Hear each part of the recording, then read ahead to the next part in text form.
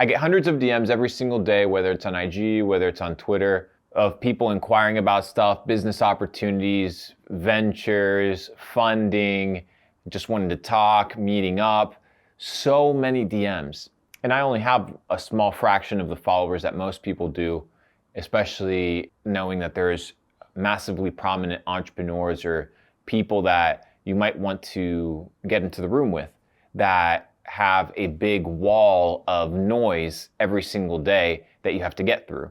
That is everybody else. So how do you network with millionaires? How do you position yourself in a situation that millionaires want to hang out with you? Not that you're just there in the room. You don't want to be the guy that knows the guy, right? You don't want to be the guy that knows this person or, oh, your homies, or one day you went to a party and this person was there. No, if you can't ring somebody up and that person can wire you 100 racks without a signature, then they're not your homie, like they're not your people. How do you network with millionaires? How do you network with ultra successful individuals and put yourself in a situation where you can do that? Because it's possible, guys. It's extremely possible. That's how all these smart kids that come from Ivy League schools get funded in their startups. Do you think that funding comes from nowhere? No, it comes from people that trust these individuals. There's trust that's instilled. What's that trust? What's that process? An extremely important part to consider is the academic side, which, as much as I shit on university, if you have a Harvard degree, you have access to a plethora of alumni that'll give you access to a potential job a lot faster than if you weren't part of that university, because you have that common ground. I know I shit on university, but if you are in an Ivy League school, that is a big dub. Regardless of it being valuable or not, that alone I think will be ROI positive, right? So let's say I go to Harvard, I spend $200K, whether I learn something or not, I think I can maximize the word Harvard on my resume for more than $200K in my lifetime. So that's how I would evaluate that. Now, would I evaluate it over a 3-4 year lifespan commitment of giving up that time? No, but I could maximize it by networking, leveling up. The whole point is, you kind of have this side of the perspective. On the other side of the coin, if you want to network with millionaires and you don't have an environmental setup that kind of gives you a layup of prestige, you have to be able to provide value. Providing value in the marketplace is how you get paid. Providing value to an individual is how you build relationships. Because all business is a multiplication of what? The individual interaction. So people think that an unsuccessful business is the business that has one customer. But if I have a business, right, and it has one happy customer, I have a successful business. Why? Because I am transacting with that individual. You may call it a small business. You may say I'm a contractor, I'm a seller. No, but I'm in business. I am operating a business. I'm operating a transaction. All that a big business is that same thing happening at a macro scale. Make sense? So once you kind of zoom that out, you understand, okay, how would I get a job or how would I provide value to a company? And you would pitch the company based off of the company's perspective.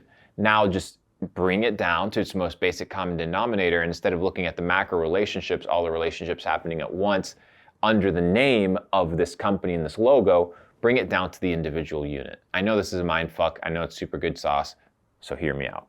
So break it down to the micro level, and the same thing you would do at a bigger level, like you would analyze the P&Ls of a company, you would analyze the strengths and weaknesses, the culture, the messaging, the executive board, the decision makers, the history of this company.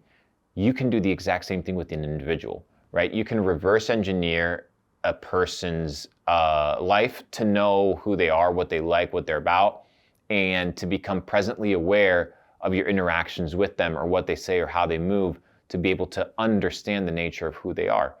That is how you build rapport. That is how you build credibility in relationships, is becoming aware of what a person is, who a person is, and actually giving a fuck. When you actually care about your customers, right, and that gets translated and transmuted into more customers because there's word of mouth of, hey, this is good business, right? All you're doing is you're leveraging a multiplication of that same relationship that you're having with an individual unit, but you're just multiplicating at a big level.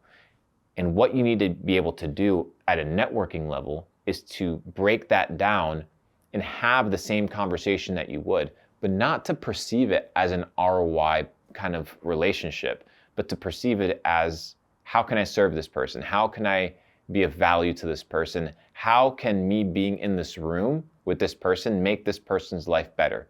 That's the same conversation you should be having at the macro level in your company, right? You can be having that at a micro level in the networking space. I know nobody talks like this and nobody mentions these principles in this way, but you can start extrapolating a lot of things that are happening at a macro level into a micro level. I think that when I realized this, I was able to get into the room with people that were significantly wealthier, better off, more successful, better positioned than I was. That's how I got into the room with billionaires. That's how I got into the room and doing business with people worth hundreds of millions of dollars. And that's how I was able to sit down in rooms that have prestigious individuals that people would pay a lot of money to sit down with. You know, there's people that I've sat down with, had the pleasure of conversing, having a meal with, that will charge you $100,000 for a keynote. But because you position yourself and you provide value, not to the status or the name, but to the human, the individual, the person that is there. If you start seeing your business in that way, right? We call it humane. It's this idea of being conscientious. Then you're operating in a very good dynamic. Spot the needs that people have. If you guys see me on IG, on Twitter, if you guys were perspicacious and had the ability to perceive my needs, you would be able to reach out to me in a way, not, oh, hey, Luke, I'll work for you for free. Dude, do you think rich people need you to work for free? They can just hire the best talent. I've said this before, right? So doing stuff for free is not good enough. You have to be the best, right? You have to be the best. It's extremely important that you're the best. And not only that, it's that you provide a value that's tailored to them. And it's not just identifying a value, ladies and gentlemen, but it's also being able to create a value if you're not able to identify one. So Naval Ravikant often talks about the greatest way to make money is to give the world something that it yet not knows it needs. That's how you disturb a market. If you want to disturb a relationship and turn it on its head and really build something crazy, you must be able to do the exact same thing. It's extremely important. And once you understand that, you can introduce a new value proposition into the psyche of an individual that they may not be aware of because they don't know. Then it becomes a very, very fun game. I'll give you an example. We were sitting with a buddy of ours and he wanted to introduce us to a billionaire.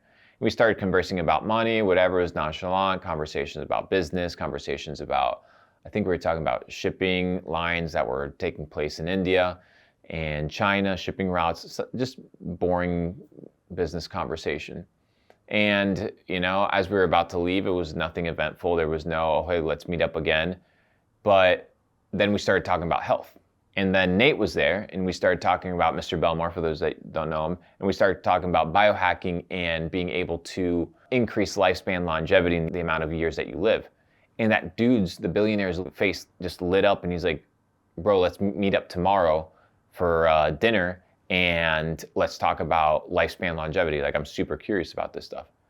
So we're able to identify what actually matters to this guy. He doesn't give a fuck about the money. He doesn't care about business, shipping, freight lines, all this stuff he has to deal with when he wakes up in the morning. The dude wants to figure out, how can I enjoy more years of my life with all the bullshit hard work that I've already put in to make all this money? How do I get to enjoy it more? Oh, well, this dude can tell me and show me how to increase my lifespan, or I'm curious enough to sit down and listen to this guy because clearly he may know what he's talking about because he's shredded or he's fit or he's flexible, right? Because on to the next video, perception is key, right? So the clues that you leave in the environment that you set up is extremely important for networking, but we'll get to perception is key on the next video. You need to be in a situation like we were in, that you're a jack of all trades in a way that you can provide value to people and get into the room. So we set up dinner and now we're just talking, right? And now we talk on a regular basis, we communicate, we send workout videos, we've gotten together, we've worked out, we've had a couple meals, and that's how you build relationships, right? You build relationships when you can provide value. Not every relationship needs to be fucking transactional. Not every value point needs to be a business value point. And when you understand that, that's when things get really, really fun. That's when things become beyond business. And that's how I think you build a good business.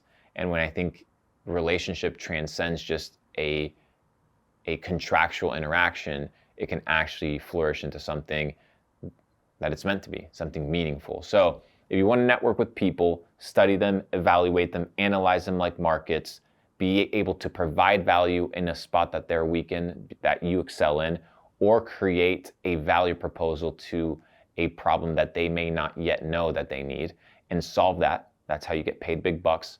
And make sure that you treat at a macro level, right, the interactions that are taking place in business, be able to dissect that at a micro level to interact with the individual unit. This is how you begin to understand the ethos of people and what makes people tick. This is what gets you into the room with people that are brackets ahead of you. So now let's talk about how perception is key, because the question is, now if you can provide value and get into the room, what happens next?